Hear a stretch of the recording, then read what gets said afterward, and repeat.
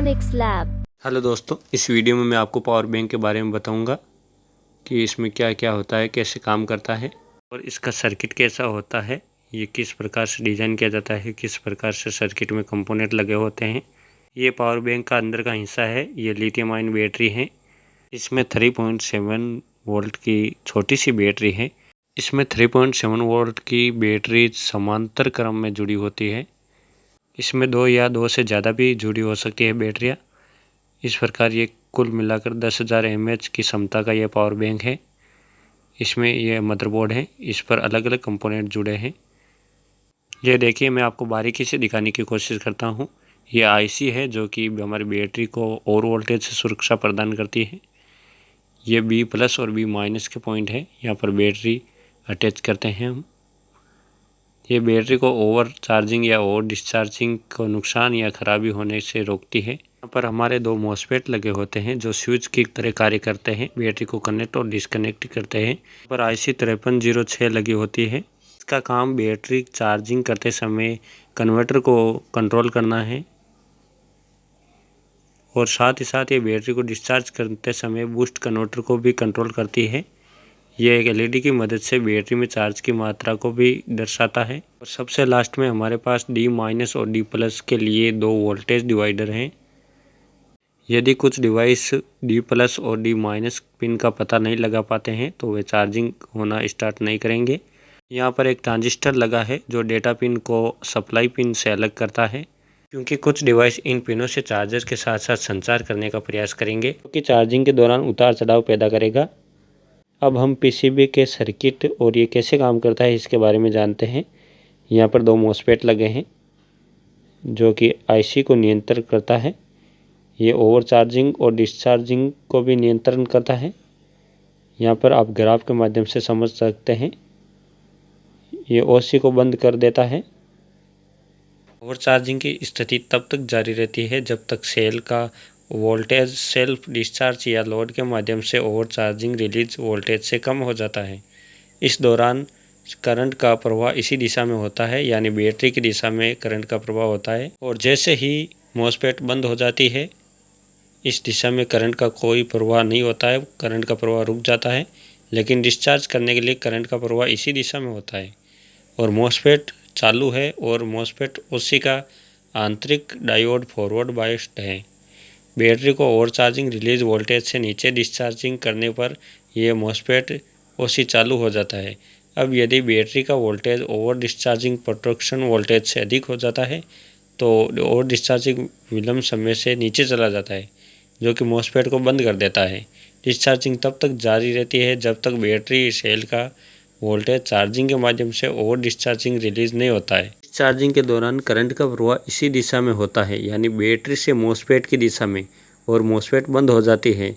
आंतरिक diode reverse होता है, इस दिशा में किसी भी प्रवाह को रोक देता है, लेकिन चार्जिंग के लिए करंट का प्रवाह इसी दिशा में होता है और मॉसफेट चालू हो जाता है। मॉसफेट का आंतरिक डायोड फॉरवर्ड बायस्ड होता है। इससे बैटरी को ओवर डिस्चार्जिंग रिलीज वोल्टेज से ऊपर चार्ज करने की अनुमति मिलती है और मॉसफेट चालू हो जाता है। ये साथ ही IC चार्जर को डिटेक्ट कर सकता है। ये सेंस पिन और ग्राउंड पिन के बीच वोल्टेज का पता लगा लेता है और ये चार्जिंग करने के लिए मॉसफेट चालू कर देता है। साथ ही इस करंट सेंस पिन का इस्तेमाल हर समय बैटरी से करंट नापने के लिए भी किया जाता है। यदि CS पिन का वोल्टेज ओवर करंट विलंब समय से अधिक हो जाता है तो ये ओवरकूट सुरक्षा सर्किट संचालित होता है। डिस्चार्जिंग के दौरान करंट का प्रवाह इसी दिशा में होता है, यानी बैटरी से सर्किट की ओर, बैटरी से मॉसफेट की ओर। बैटरी से इस दिशा में करंट प्रवाह होते ही मॉसफेट बंद हो जाता है और आंतरिक डायोड रिवर्स बायस्ड होता है। इस दिशा में किसी भी प्रवाह को रोक दिया जाता है। जब लोड हटा दिया जाता है तो ओवरकूट स्थिति सामान्य मोड में आ जाती है और इस प्रकार IC DW01 बैटरी और सर्किट को खराब होने से बचाता है। ये देखिए, ये एक परिपथ का मुख्य IC है, मेन IC जिसे हम कहते हैं। ये चार्जिंग को नियंत्रण करता है और डिस्चार्जिंग प्रक्रिया, बैटरी और सर्किट की निगरानी भी रखता है। ये मेन की पिन है। बटन दबाने के कारण पिन पर वोल्टेज परिवर्तन रिकॉर्ड किया जाता है, फिर सर्किट को बंद होने के लिए सिग्नल भेज दिया जाता है और ये सिंगल शॉट प्रेस LED की मदद से बैटरी चार्जिंग का संकेत देता है। ये 4 एलईडी होती है जो कि 25% चार्जिंग को दर्शाता है। बैटरी के चार्ज की गणना करने के लिए बैट पिन पर वोल्टेज को नापा जाता है।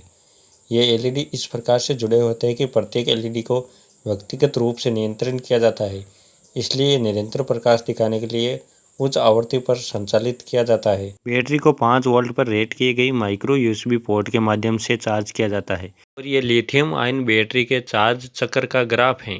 एक लिथियम आयन बैटरी अधिकतम चार्ज 4.2 वोल्ट पर करनी होती है, इसलिए हमें वोल्टेज कम करने की आवश्यकता है। इसलिए हम एक कन्वर्टर का इस्तेमाल करते हैं। ये कन्वर्टर सर्किट है जिसका आउटपुट इनपुट से आप देख सकते हैं। ये एक स्विच और एक प्रारंभ करने वाला संधारित्र और एक डायोड लगा होता है। यह बैटरी ही कैपेसिटर है और बैटरी ही लोड है और डायोड के बजाय दूसरे स्विच का उपयोग किया जाता है। ये 2 स्विच आईसी के अंदर है और आंतरिक रूप से नियंत्रण होते हैं।